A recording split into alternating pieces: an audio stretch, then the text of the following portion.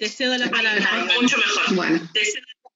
Bueno, muchas gracias. Gracias en lo particular a Bettina Páez por la invitación y en general a todas las personas que coordinaron este espacio de intercambio.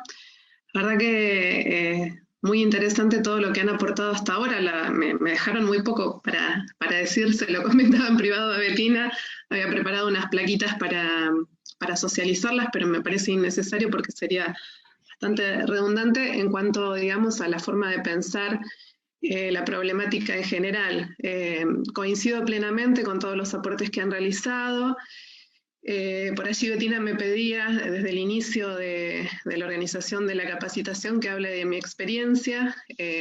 No quiero ser autorreferencial, la verdad es que no me gusta mucho eso, pero me parece interesante poder contarles que, bueno, como psicóloga clínica me especializo en adicciones, trabajo con principalmente adolescentes y jóvenes, y bueno, participé en diferentes momentos en Villarino el cambio de paradigma en la forma de pensar los dispositivos de abordaje y la forma de pensar las problemáticas en general, y me parece eso sumamente importante.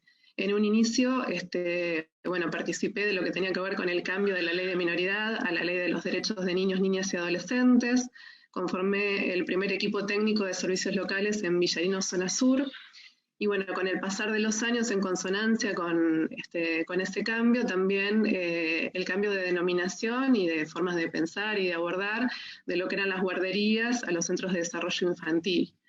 Y por último, y no menos importante, también participé de la organización de un espacio de intercambio en relación a la implementación de la Ley Nacional y Provincial de Salud Mental y Adicciones. Menciono esto porque son pasos importantes, como decía Silvia, en relación al marco legal no siempre se cumple, pero sí me parece importante el aporte que realizan en relación a cómo posicionarnos. Por allí los profesionales que trabajamos en el ámbito de la salud venimos con una formación que muchas veces es muy doctrinaria, que fue muy punitiva en algunos momentos. Yo recuerdo que cuando me formaba como psicóloga tenía referentes que planteaban la homosexualidad como una patología. Y la realidad es que festejo mucho el cambio en la forma de pensar de nuestra sociedad actual, donde podemos pensar la diversidad en los espacios de formación, en donde podemos pensar justamente el género desde un lugar que no tenga que ver, digamos, con el machismo, con el patriarcado o con la patologización, ¿no?, de esta diversidad. Por allí, en relación a la adolescencia, me parece interesante aportar que, bueno, desde por lo menos la psicología pensamos, y desde la psiquiatría también, obviamente, pensamos a la adolescencia como una etapa en donde pueden aparecer diferentes conductas que en la adultez darían cuenta de alguna enfermedad crónica irreversible, pero que en la adolescencia, como no se estructuró todavía la psiquis, podemos pensarlo como síntomas. Y bueno, y pensar el abordaje desde ese lugar justamente nos permite lograr determinados cambios, ¿no? Y esto me parece fundamental. Muchas veces también la adolescencia fue pensada como una etapa en donde podíamos hablar únicamente de las dolencias, y entonces pensamos a los adolescentes, las adolescentes, como enfermos, ¿no? Como que los duelos o las conductas que aparecían allí tendrían que ver con una enfermedad. La realidad es que desde la clínica el abordaje de adolescentes me ha permitido comprobar que muchas veces los síntomas aparecen y parece, digamos, un pronóstico bastante complejo e irreversible, y si trabajamos en red y podemos pensar desde otro lugar que no tenga que ver con lo estructurado, los logros son muy importantes.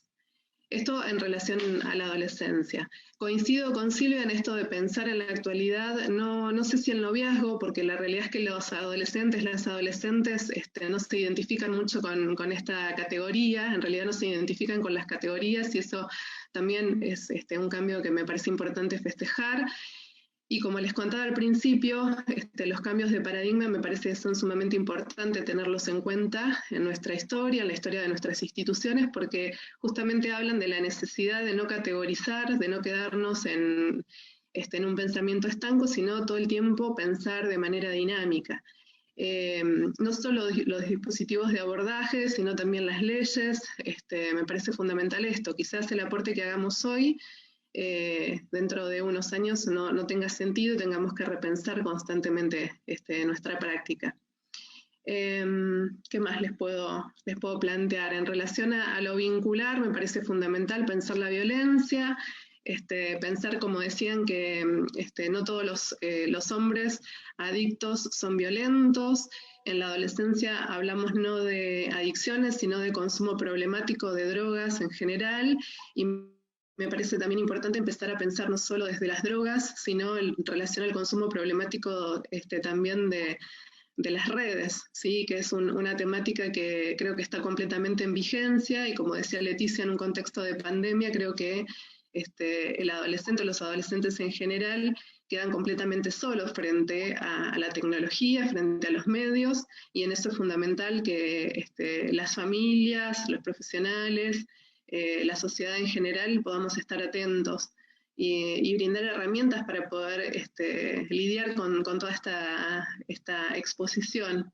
¿Sí? Tenemos una sociedad en donde los adolescentes o las adolescentes son como el modelo ideal de consumo, se les ofrecen múltiples estímulos y quedan totalmente expuestos y vulnerables. Entonces, en eso me parece que es fundamental acompañar. Lo bueno es que las nuevas generaciones tienen muchísimas herramientas y no dejan de sorprendernos con las respuestas que siempre nos dan. Creo que, a diferencia por lo menos de mi generación, en donde teníamos un posicionamiento muy pasivo y de verticalista, ¿no? de pensar al adulto como el dueño del saber, las adolescencias en general nos están enseñando mucho, pero no dejan de necesitar de nuestro acompañamiento, de nuestra disposición, de nuestras orientaciones. Por sobre todas las cosas eso, poder acompañar y más que nada en esta época, como decís vos, de la tecnología, donde los adolescentes hoy en día hacen uso y abuso de las mismas, es cuando más tenemos que abrir los ojos y no dejarlos solos, como decís vos, acompañarlos. Así que muchísimas gracias, Ivana. Bien. La verdad que podríamos seguir toda la tarde, pero lamentablemente tenemos muy limitado el tiempo, así que te agradecemos mucho por participar y te invitamos a las próximas jornadas también que te sumes con nosotros. Muchas gracias a ustedes.